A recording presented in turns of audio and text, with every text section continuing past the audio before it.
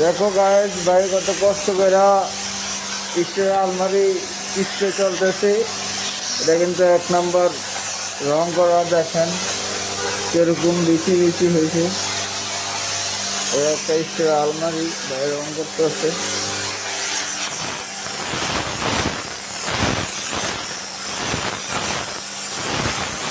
দেখুন কীভাবে মারা হয় রঙগুলা।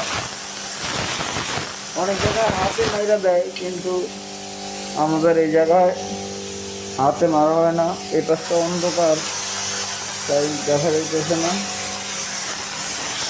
দেখেন এই যে ভাই আমাদের দক্ষ মিস্ত্রি, উনি পুরা নাই দেখো টানা টানা করে দিতে আছে। এই জায়গায় বেশি করেন আপনাকে তো দেখাতে পারবো না, তাহলে মনে করেন রং খাইয়া বড় হয়ে যাবো। এই যে আলমারিটা এই সাইড পুরো কমপ্লিট, উপরের থেকে নিচ পর্যন্ত কোনো সাইড শেষ, এখন সামনের সাইড রং চলতেছে।